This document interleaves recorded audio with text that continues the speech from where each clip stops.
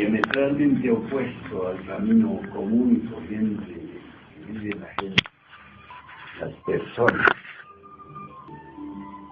Las personas tienen creencias muy extrañas sobre sí mismas. Piensan que son realizados, piensan que están completos, piensan que la vida y la naturaleza en sí les ha dado todo para ser individuos, para ser entidades vivientes muy completas. Y ese es el primer o el principal obstáculo que tienen para comenzar algo nuevo, para comenzar a cambiar su nivel de ser. Porque si piensan que no necesitan nada, entonces no hay cómo hacerles entender que sí necesitan el conocimiento, que sí necesitan la práctica de otras formas de vivir. De modo que por eso el camino que conduce a la liberación final es siempre un camino de pocos, no es un camino de las multitudes. Ni siquiera a Jesucristo lo siguieron las multitudes, sino unos pocos. Los pocos normalmente están insatisfechos con lo que les da la vida, con lo que les ofrece el proceso de vivir. Y esos en realidad son los que desean tener otra modalidad de vida, otro estilo de vida. Son por naturaleza rebeldes, no son creyentes de la vida, sino que ven la vida como una experiencia muy negativa, que no les confiere todo aquello a lo que tienen derecho.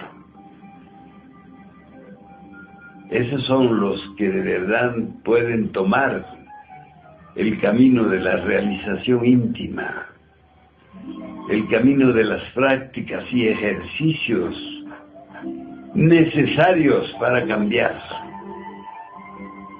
para transformar eso que se llama el nivel del ser. El ser de los seres humanos es algo muy complejo, muy complicado, especialmente porque no tienen un centro de gravedad para conducir su vida, sino que cada parte de su ser, cada parte interna de su vida va por diferentes lados. El pensar va por un lado, el sentir va por otro lado, el actuar por otro lado. Por eso es que las personas son tan mutables en su conducta, en su manifestación existencial. Ahora se proponen una cosa, más tarde ya otra cosa, más tarde otra cosa. Total que cuando llega la hora de la muerte, ya han cambiado cientos de veces eso que se llama la conducta. La conducta debe ser siempre igual, no debe cambiar. Porque si un hombre y una mujer deciden unir sus vidas, deberían hacerlo con el propósito de que sea para siempre, como dicen los tratados religiosos, hasta que la muerte los separe. Pero eso se cumple muy rara vez.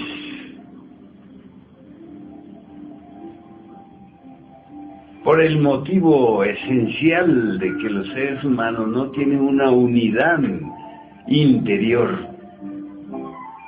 No son individuos, son sujetos pluralizados. Y eso en verdad acarrea muchos conflictos a la vida, a la existencia, mucho dolor.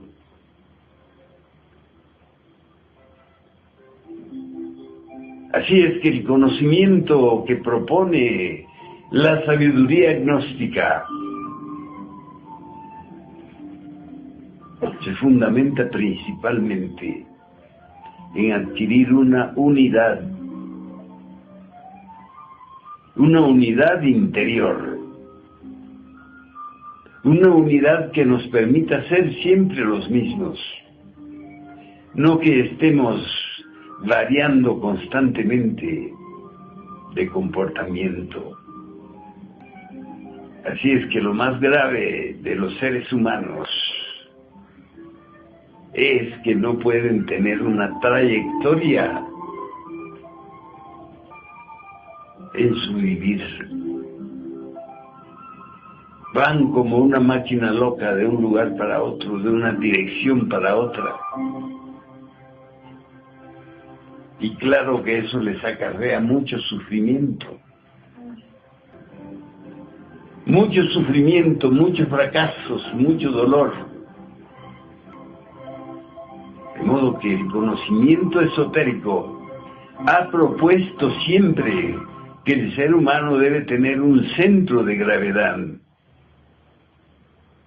Un centro desde el cual pueda conducir lo que piensa, lo que siente, lo que actúa, lo que ingiere y lo que copula, para que su vida tenga un propósito en todos los sentidos. No es posible que estemos cambiando constantemente de propósitos, de objetivos existenciales. Es necesario que tengamos una manera de ser, no muchas maneras de ser, sino una manera de ser.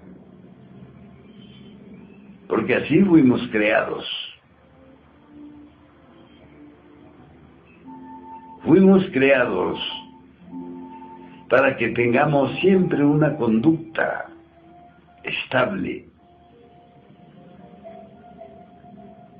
No que tengamos constantes variaciones en el pensar, en el sentir, en el actuar, sino que tengamos siempre el mismo objetivo. Así es como fuimos creados. La divinidad nos dio las normas para vivir. Dijo, creced y multiplicaos. El crecimiento es un proceso interno. A través del trabajo para crecer, podemos desarrollar, primero que todo, una conciencia propia. Una conciencia que nos mantenga siempre unidos a la rectitud, a la verdad, a lo justo.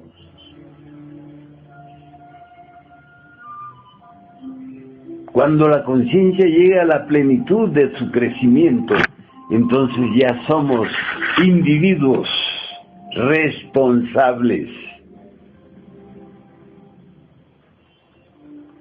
La conciencia es el factor más elevado que funciona dentro del mundo interior de las personas.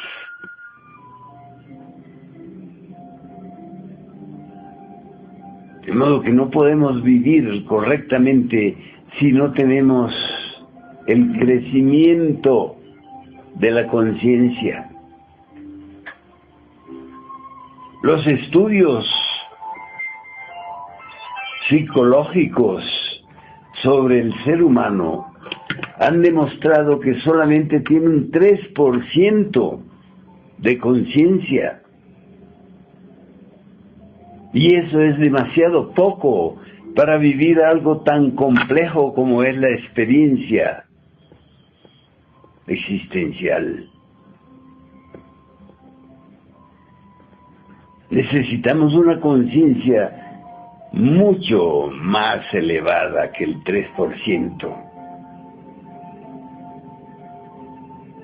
De modo que la parte básica del crecimiento de que habla la Escritura se fundamenta en la conciencia. Debe crecer la conciencia. Para eso damos las técnicas del estado de alerta, del recuerdo de sí. Son técnicas para el crecimiento de la conciencia, para eliminar todo lo que sea inconsciencia y subconsciencia. Vemos a las personas andando por las calles, trabajando, peleando, enamorándose, etcétera, etcétera. Y nos parece que están en la actividad correcta de su vida. Pero eso no es verdad, porque falta lo principal, la conciencia.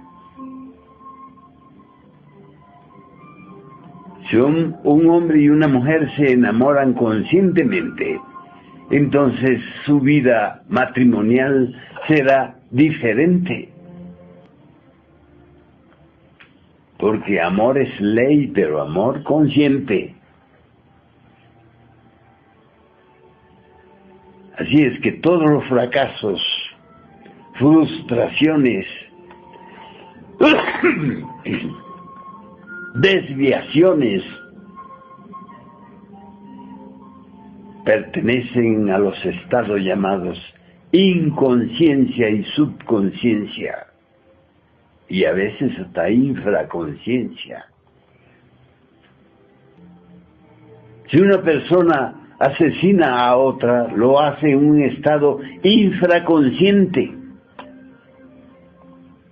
ni siquiera inconscientemente, sino infraconsciente, mucho más abajo del inconsciente.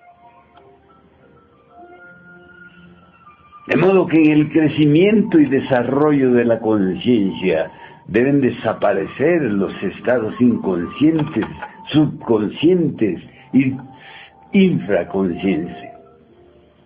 Porque si no es así, entonces vivimos en un constante peligro. Las personas viven peligrosamente porque no tienen un centro de comando para dirigir su vida en todas las circunstancias. De modo que mediante el estado de alerta, mediante el recuerdo de sí, podemos elevar constantemente nuestro nivel de conciencia. Y eso determina la calidad de personas que somos. Eso determina que después de la muerte del cuerpo físico podamos seguir viviendo conscientemente. De modo que la conciencia no es una función únicamente física, continúa más allá de la muerte del cuerpo. El otro factor que debe crecer es el factor llamado voluntad. La voluntad es todo lo contrario de lo que se llama deseos, impulsos mecánicos. Necesitamos tener una voluntad consciente para actuar de acuerdo a la voluntad, no de acuerdo a los deseos. Cuando actuamos de acuerdo a los deseos, nos equivocamos. Y toda equivocación nos trae inevitablemente dolor, frustración, fracaso. Así es que necesitamos de una voluntad. La voluntad surge del trabajo sobre sí mismos, que está relacionado con lo que no queremos hacer. Debemos habituarnos a hacer lo que no queremos hacer. Ahí es donde está la clave del desarrollo de la voluntad. Porque hay muchas cosas en la vida que no queremos hacer, que las postergamos, que sabemos que debemos hacerlas, pero las postergamos. El famoso dicho ese de lo dejaré para mañana. No hay que dejar para mañana lo que podemos hacer hoy. Pero hay las voces internas de la inercia, de la pereza, que siempre nos están diciendo, ya me cansé de esto, lo dejaré para mañana. Y eso es falso. Cuando decimos ya lo dejaré para mañana, ya estamos incurriendo en lo falso, en la mentira. De modo que el crecimiento de la voluntad es también un factor de suma importancia para el crecimiento del ser. No deben olvidar eso de crecer y multiplicaos. La multiplicación se ha vuelto algo tan mecánico que ya el planeta no soporta el peso de tanta gente. Dentro de poco, los elementos de sustentación de la humanidad irán desapareciendo. Cosas como la comida, el agua y otros elementos indispensables para vivir se están agotando a pasos gigantescos. Y no es porque la naturaleza sea perversa, sino que los seres humanos están dañando constantemente los flujos naturales de la vida. Y todo eso lo hacen por falta de conciencia. Porque no se ha desarrollado en los seres humanos, en las multitudes humanas, el factor conscientivo. De modo que una montonera de máquinas haciendo diabluras por todos lados. Los bosques, los ríos, hasta el propio mar ya está sumamente contaminado por el comportamiento inconsciente, no solo de la gente común, sino de los llamados científicos, que viven haciendo experimentos debajo de la tierra, en el aire, haciendo explotar materias químicas sumamente peligrosas Ya se ha descubierto que hay un boquete abierto en la parte superior del planeta donde están los filtros de la energía solar. Y dicen que cuando el sol penetra sin la acción de esos filtros, causa muchos males en la piel de los seres humanos. ¿Han oído hablar del cáncer de piel? Energía solar que penetra en el ambiente del planeta sin ser filtrada, porque los filtros han sido rotos en varias partes de la atmósfera planetaria. Ese es el resultado de la acción inconsciente de los llamados científicos. De modo que necesitamos con urgencia aumentar la observación de sí, el recuerdo de sí, el estado de alerta, novedad, alerta, percepción, para poder eliminar la acción de la inconsciencia, de la subconsciencia y de la infraconsciencia. No es posible que a estas alturas del proceso existencial del planeta y de los seres humanos todavía no tengamos conciencia de lo que acontece cuando abandonamos el cuerpo. ¿Dónde nos vamos cuando abandonamos el cuerpo?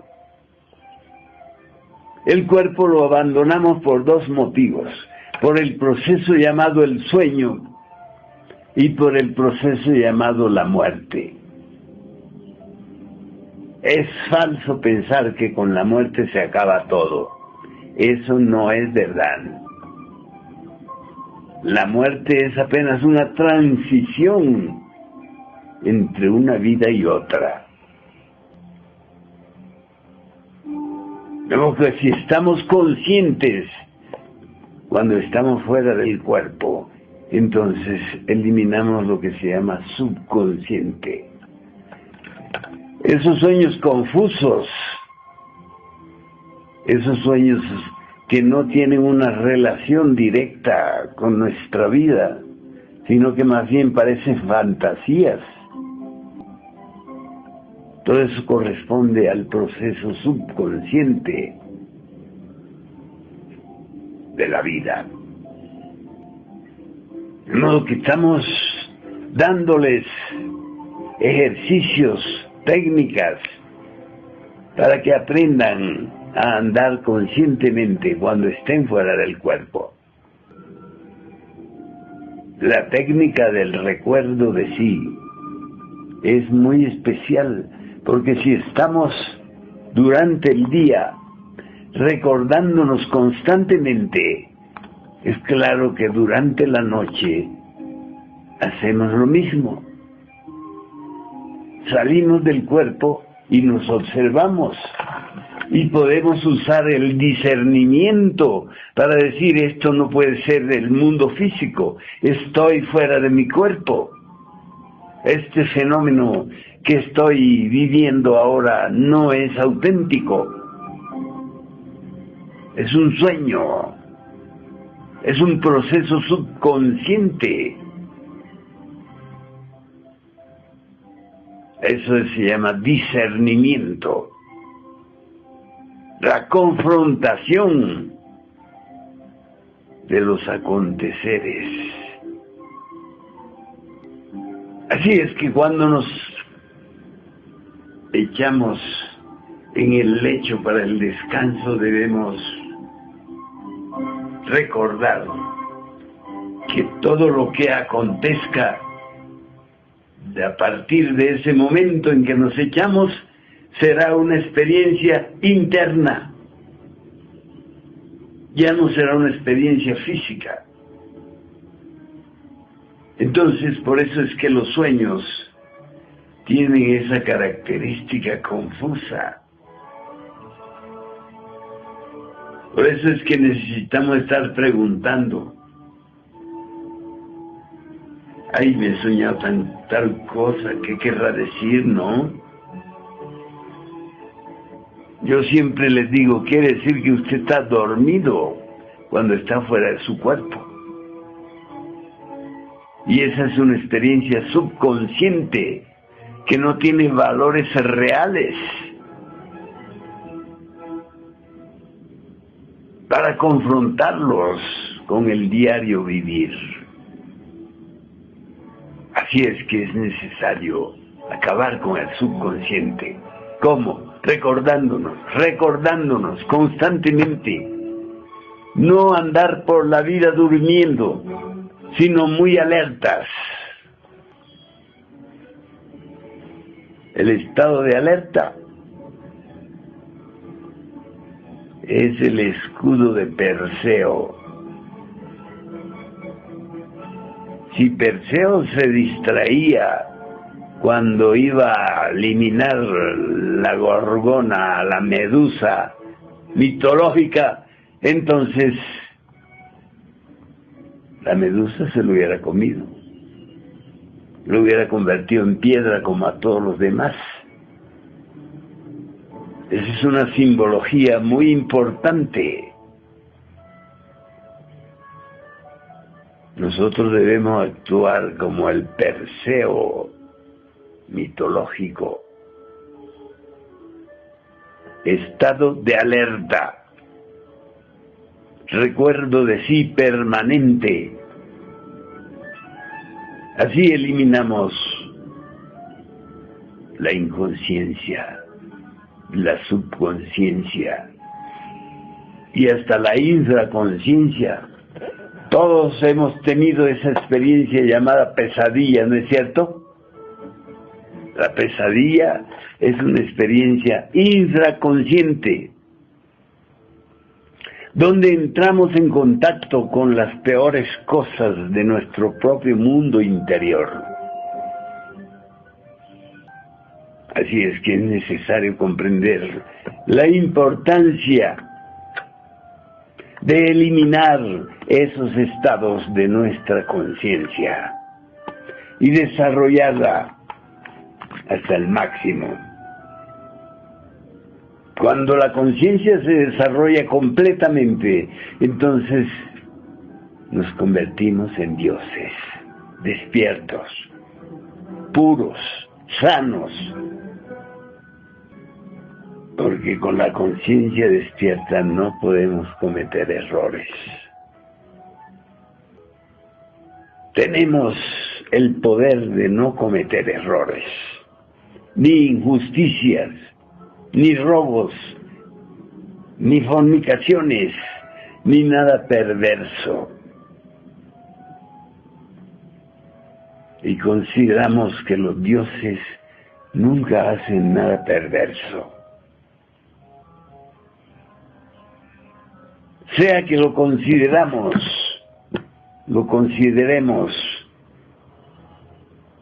como uno o como varios. Yo siempre he pensado que los gobernantes del universo, del cosmos infinito, son muchos. Nunca he pensado en un Dios por ahí arriba, gobernando a todo el mundo.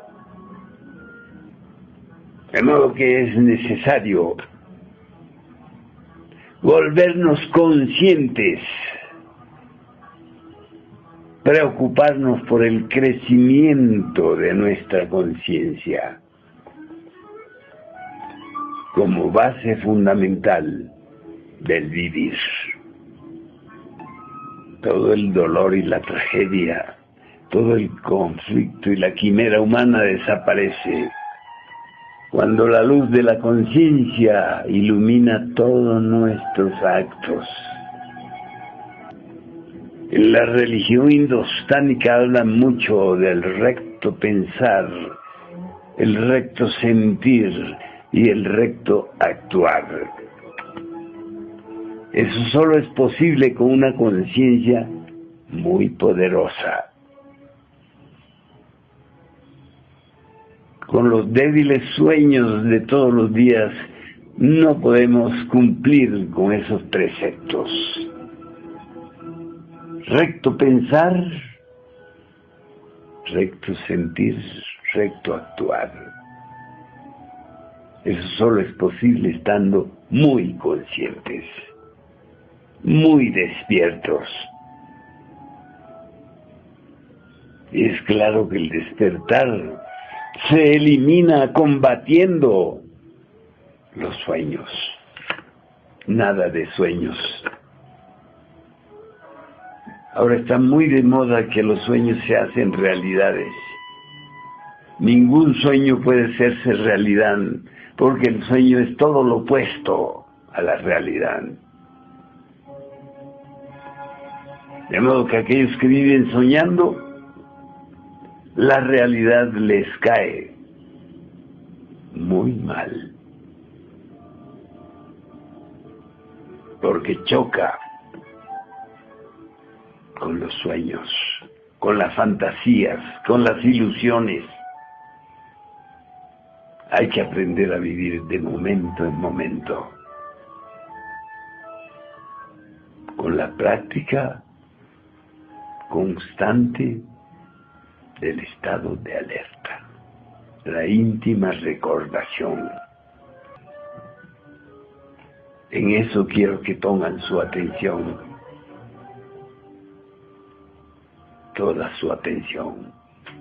No olvidarse de sí mismos. Si desean formular algunas preguntas, por favor, háganlo. Estos gobernantes de países más grandes están actuando en nuestra conciencia, ¿no? Totalmente. Creen que es cuestión de matar, de meter bombas para chocolate.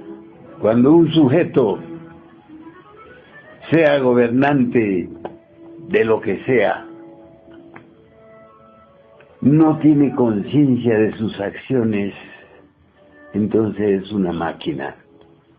Y toda máquina es peligrosa. Porque toda máquina sin conductor atropella, lastima, hiere. Esos son los gobernantes de nuestro mundo. Las vidas de tanta gente. Exactamente. Vamos a ordenar, se bombardea Irak, se mata a los palestinos. Si tuvieran esas personas siquiera un 10% de conciencia despierta, otra cosa sería. Otro gallo nos cantaría. Así es que para ser gobernante primero hay que gobernarse a sí mismo. Tener todo el dominio de su propio ser, de su pensar, de su sentir, de su actuar, de su ingerir y de su copular. Gente que no tengan ese dominio sobre sí no están capacitados para gobernar a nadie.